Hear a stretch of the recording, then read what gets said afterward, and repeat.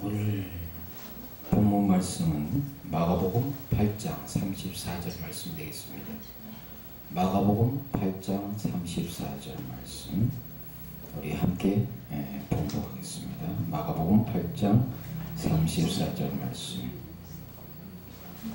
무리와 제자들을 불러 이르시되 아무든지 나를 따라오려거든 자기를 부인하고 자기 십자가를 지고 나를 쫓을 것이니라. 아멘. 이 말씀은 살아계신 하나님의 말씀이 되겠습니다. 저는 오늘 이 말씀을 중심으로 성숙 제자의 길에서 찾다, 성숙 제자의 길에서 찾다라는 제목을 가지고 함께 하나님의 말씀을 나누기로 합니다. 1960년대 유명한 복음주의자며 어떤 교회에서 선제자적 역할을 했던 A.W. 토저 목사님은 이렇게 이야기를 하고 있습니다. 교회에 세 가지 문제점이 있다. 그것은 바로 믿는 자가 성장하지 않고 항상 어린아이 수준에 있다는 것이죠. 성장하지 않고 어린아이 수준에 있다. 두 번째, 믿는 자가 교회 안에서 마땅히 자기가 해야 할 일을 하지 안 하고 방관자 혹은 참관자 입장에서 서 있다는 것이죠. 세 번째로는 믿는 자가 서로 일치하지 않고 분열과 다툼이 있다. 분열과 다툼.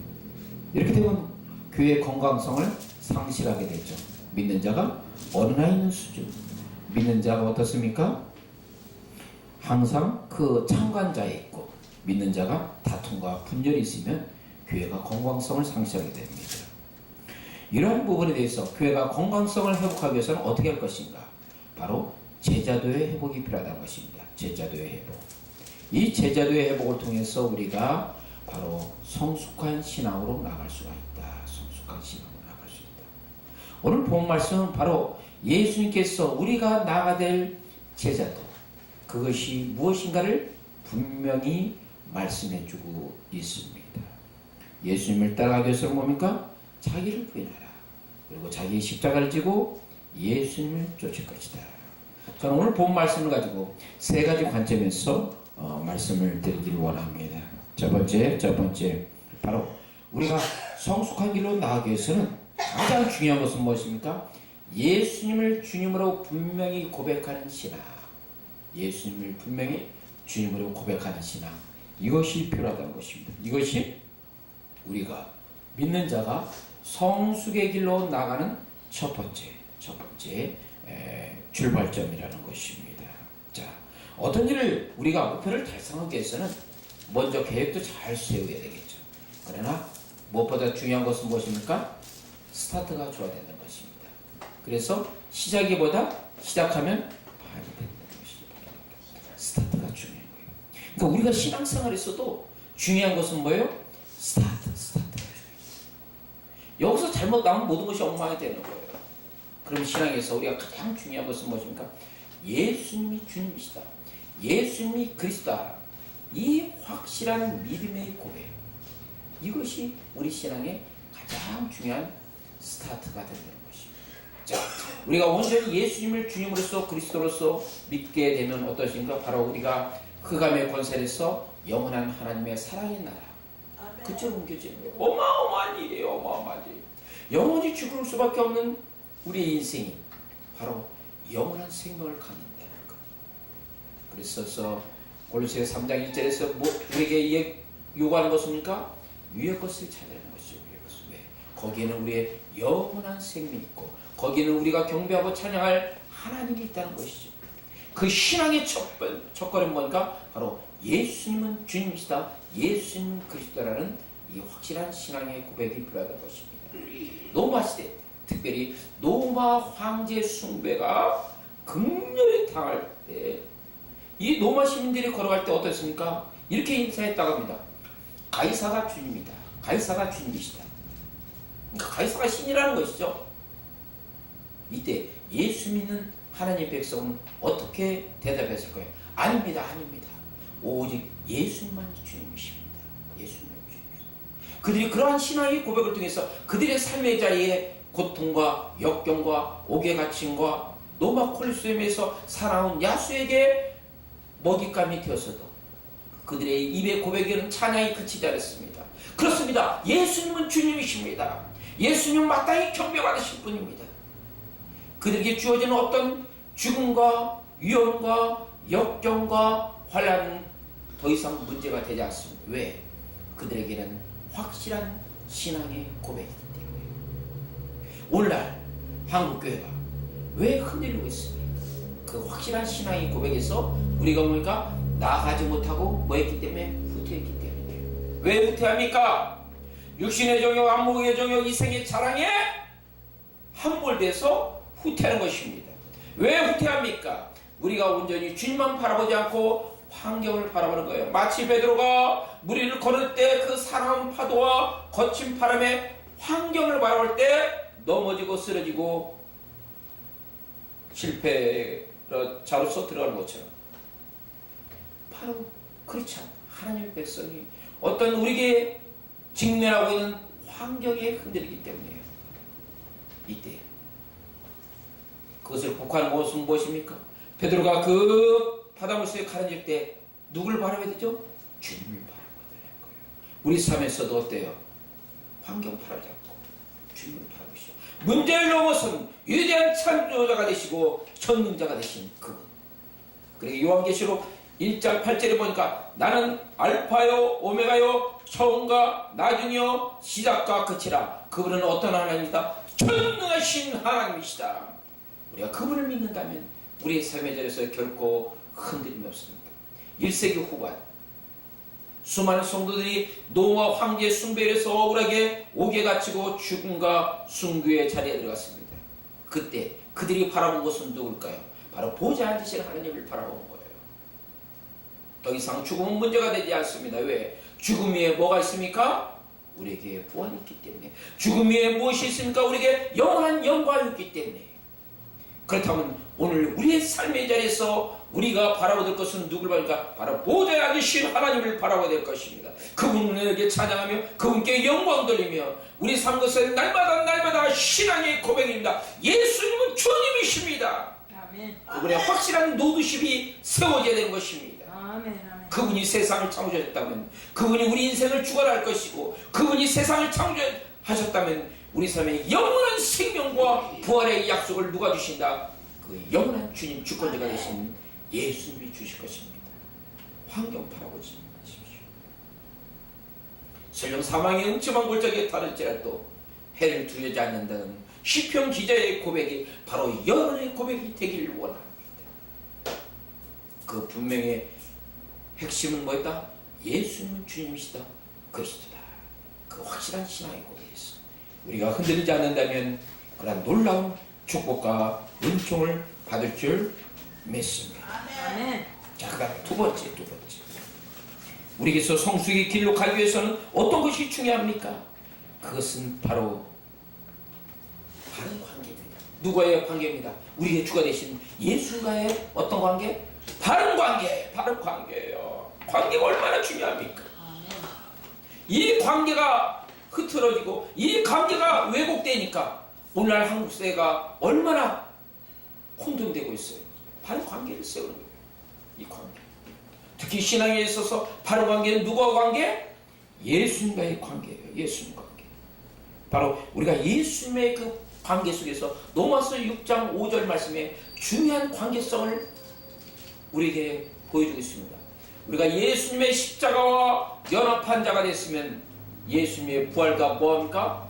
연합한 자가 되라. 다시 말씀드리겠습니다. 우리가 예수님의 십자가와 연합한 자가 됐으면 예수님의 부활과 연합할 것입니다. 우리가 예수님 믿음을 통해서 하나님의 자녀가 됐습니다. 하나님의 백성이 됐습니다. 중생과 거듭남이 나타납니다. 성령의 인침을 받습니다. 그러나 그것으로 모든 것이 끝납니까? 아니에요. 그때부터 우리의 신앙이 시작되는 거예요. 그러나 우리가 걷는 이 세상은 결코 만만한 세상이 아닙니다. 그 세상 속에서 누구하고 동행해야 됩니까? 바로 예수님과 동행해야 돼요. 에녹이 어떻게 300년 동안 하나님과 동행했습니까? 바른 관계성이에요. 나의 나된 것을 알고 하나님의 유일하심을 알고 하나님을 인정하는 그 삶이 여러분의 가는 길에 전경이 될 것이고, 여러분의 가는 길에 예수님과 동행하는 삶이 될 것이고, 여러분의 삶 속에서 하나님의 전능하심을 경험하는 복된 인생이 될 겁니다. 무엇이 필요한가? 바로 관계성이에요. 나의 나된 것을 아는 거예요. 나는 영원히 죽을 수밖에 부족한 존재인 걸 깨달아야 합니다. 바로 예수님께서 우리 대선의 십자가의 시심을 통해서 그 놀라운 구속의 길을 열어주지 않았습니까? 로마서 6장 11절 말씀 보니까 이와 같이 너희도 죄에 대해서 죽은 자여 그리스도 예수 안에서 하나님에 대해서 살아있는 자여. 그게 어떻습니까? 나는 날마다 죽노라. 나는 죄에 대해서 날마다 죽고, 나는 정욕에 대해서 날마다 죽고, 나는 세상의 욕심에 대해서 날마다 죽노라. 아멘. 그 죽음 속에서 누가 살아나죠? 바로 내가 살아나는 거예요. 누가 연합함을 통해서? 예수님과 연합함을. 그것이 신앙의 바른 관계성이고 그게 승리의 길이에요. 어떤 기복신앙 이것이 아닙니다. 예수님을 사랑함을 통해서.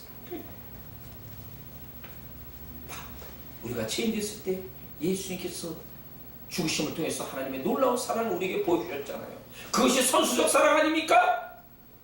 그 사랑을 여러분들이 경험하지 않았습니까? 그렇다면 예수님과 하는 관계, 어떤 관계예요? 그분이 우리의 주권자가 되신 그것을 인정하고 나는 그분의 종이다. 그러기에 로마서 1장 1절에 위대한 사도 바울의 고백이 나옵니다. 나 그리스도 예수의 종 바울은 둘러서라고 얘기해야. 그 당시에 로마 시대에 종이라는 것은 너무나 미천했어요. 물건의 취급을 받았어요. 자기 주장을 할 수가 없었어요. 그런데 바울은 고백합니다.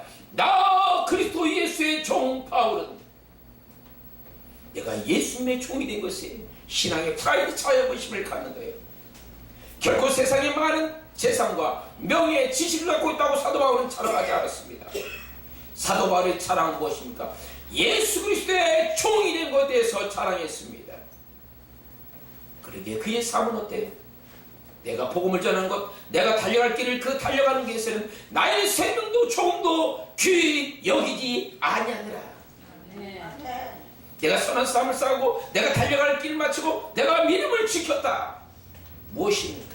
예수님과의 바른 관계성에서 그 놀라운 신앙의 원동력과 동력이 나타나는 거예요. 여러분의 삶 속에 있어 그런 놀라운 신앙의 동력이 나타나기를 축복합니다. 무엇을 통해서? 예수님이 주님이시다. 사드락 메삭 아벳노고가 푸른불에 들어갑니다. 그 푸른불은 평소보다도 7배 뜨거운 불입니다. 느부갓네살이 회의했어요. 야, 지금이라도 네가 이 금신상에 처하면 내가 너를 구원할 거야.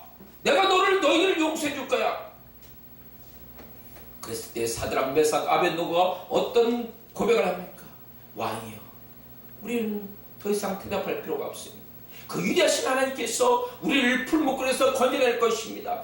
그리 아니하실지라도, 여기서 놀라운 신앙의 고백이에요. 그리 아니하실지라도 우리는 왕의 신상에 결코 절하지 않을 것입니다. 왕이 우리에게 유혹하는 유혹에 결코 굴복하지 않겠습니다. 무엇이 가능한 거예요? 하나님과의 그 바로 관계 속에서 나오는 신앙의 용수숨 아닙니까? 그것이 나타나는 거예요. 그것이. 그런 신앙이 있을 때 죽으면 죽으려고 나갈 수가 있는 거예요. 그걸 모두 끊으니까 하나님의 역사심이 나타나는 거예요. 뜨거운 불불에서 그 던지는 그 바벨론의 군사들이 그 뜨거운 불길에 다 죽었습니다. 그러나 정작 사드락 메삭 아벳노고는 그 뜨거운 불불 속에서 걸어 다녔어요. 근데 여기서 몇 가지 위대한 기적이 나타나고 있습니다. 그들은 머리털도 타지 않고 옷깃도 타지 않았는데 무엇이 탔을까요? 그들을 묶었던 보승줄이 탔어요. 이 기적 아니에요? 머리털도 타지 않고 옷깃도 타지 않고 살갗도 타지 않는데 뭐가 탔어? 보승줄이 탔어. 그들이 묶인 채로 했으면 어떻게 자유롭게 푸른 불에서 활보했겠어요? 여기서 기적 가운데 나타나는 또 하나의 기적이다. 여러분, 홍해를 건넜을 때 하나님께서 이스라엘 백성에게 막혔던 홍해를 열어주셨어요. 그것만이 기적입니까? 그 홍해의 바닥이 보니까 마른 땅이 됐어. 여러분 갯벌 보게 되면 거기 진흙 흙탕이잖아요. 정상적으로 되면 바닥이 진흙탕이 돼야 돼. 근데 하나님께서 그들을 퍼펙트 완전하게 인도하시잖아요. 그 바닥의 지름덩이가 마른 땅이 되게 하시니 기적 가운데 나타난 또 하나의 기적이에요. 아멘. 하나님의 바로 관계 속에서는 우리가 상상 못할 기적과 이적과 표적을 체험합니다. 미처 깨닫지 못합니다. 그러게 40년 동안 광야 생활했던 이스라엘 백성들이 어떤 기적을 체험해요? 하늘 열어서 만나를 주시고 반석을 때려서 생수를 마시고 그것뿐입니까? 40년 동안 그들의 옷이 어지지 않고 신발이 닳지 않았어요. 여러분, 이 광야는 거친 모래바람이에요. 그러면 그 40년 동안 하게 되면 여러분 그냥 일반 신발이 아니라 쇳덩어리를 신어도 다를까 안 다를까? 다뤄. 그들이 40년 동안 신었던 신발이 샌들이야, 샌들. 오늘날 우리 신발도 훨씬 안 좋은 거예요. 근데 그들이 어때요? 신발이 닳지 않았어요. 그들이 애굽에서 급히 나왔을 때 옷이라도 제대로 갖고 있을까요? 오늘날이야 옷이 뭐 풍성하니까 하지만 그 당시는 옷이 귀했어요. 거의 뭐 단벌 신사나 여기 있으면 한 벌 정도 더 있게 두 벌. 근데 40년 동안 그 옷이 달았습니까 안 달았습니까? 안 달았어. 기적 가운데 나타난 또 다른 기적을 그들이 경험한 거예요. 무엇입니까? 내가 너와 함께 너희들이 강을 건널지라도 그 강이 너희를 침몰치 않고 너희들이 물을 건널지라도 내가 함께 할 거야. 너희들이 풀무불에 들어가도 불꽃이 너희를 사라지 못하게 할 거야. 두려워 말라 내가 너와 함께 합니다. 놀라지 말라 나는 내 하나님의 되리니라. 그 하나님이 바로 여러분의 하나님, 나의 하나님이 되는 것이요. 바른 신앙의 관계였습니다. 그 신앙이 여러분의 삶을 어떻습니까? 승리의 길로 나가게 할 줄 믿습니다. 아멘. 이런 놀라운 신앙들. 그 다음 세 번째, 우리가 어떻게 성숙의 길로 나갈까요? 가장 중요한 핵심 무엇입니까? 바로 예수님을 쫓는 거예요. 그것이 제자의 삶의 첫 계획이 됩니다. 누구를 쫓는다? 예수님을 따라가고 예수님을 쫓는 거예요. 제자란 무엇입니까? 따라가는 자예요. 따라가는 자. 어떻게 따라갑니까? 베드로는 예수님을 따라가기 위해서 어때요? 자기의 생업을 포기했어요. 그렇죠? 자기 생업을 포기했어요. 자기 생명처럼 아끼는 그 배도 다 내려왔습니다. 포기. 예수님을 따라가는 것은 무엇이 전제됩니까? 포기가 전제되는 거예요. 여러분은 과연 지금까지 예수님을 따라가기 위해서 무엇을 포기하셨습니까? 그 포기를 통해서 진정 예수님을 따라가는 거예요.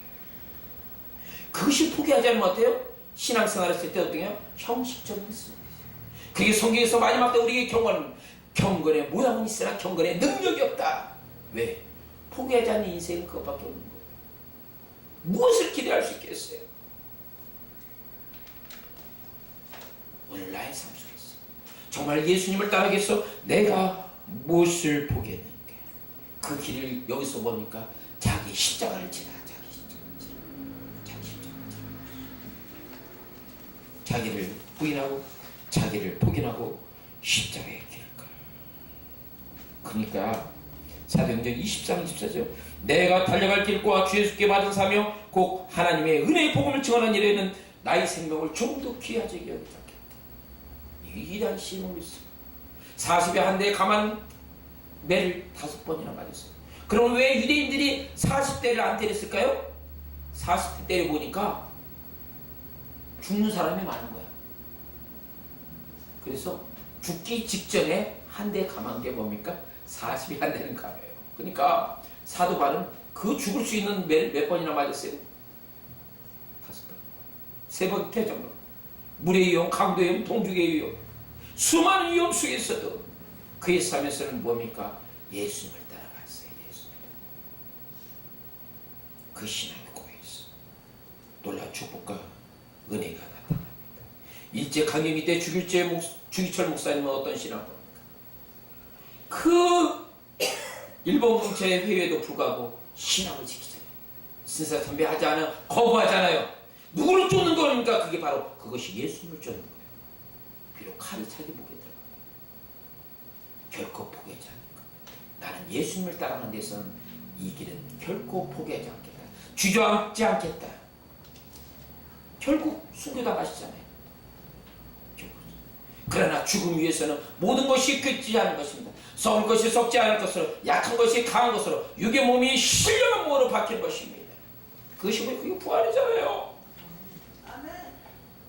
요한계시록 1장 후반부에 그 부활하시고 승계하시는 예수님의 모습이 나타납니다. 그분이 능력의 오른손으로 누구를 붙들어요? 교회를 붙들고 있습니다. 성도님을 붙들고 있어요. 목회자를 붙들고 있어요. 무슨 의미를 갖고 있습니까? 너희들이 환난과 핍박과 순교에 당하냐? 그것이 끝이다? 아니다? 끝이 아니다. 죽음 위에 뭐가 있다? 부활이 있고, 죽음 위에 뭡니까? 영광이 있다. 그것을 예수님이 보여주시는 거예요. 그리고 예수님의 능력의 오른손에 교회를 붙들고 있어요. 너희가 세상에서 환난을 당하나 담대하라. 보라, 내가 세상을 이겼다고 누가 말씀하셔요? 예수님께서 말씀하시고 선포하십니다. 그럼 여러분들이 예수님의 제자가 됐다면 따라가야 되지 않겠어요? 분명한 신앙 고백이 있어야 됩니다. 예수님과 바른 관계성이 있어야 됩니다.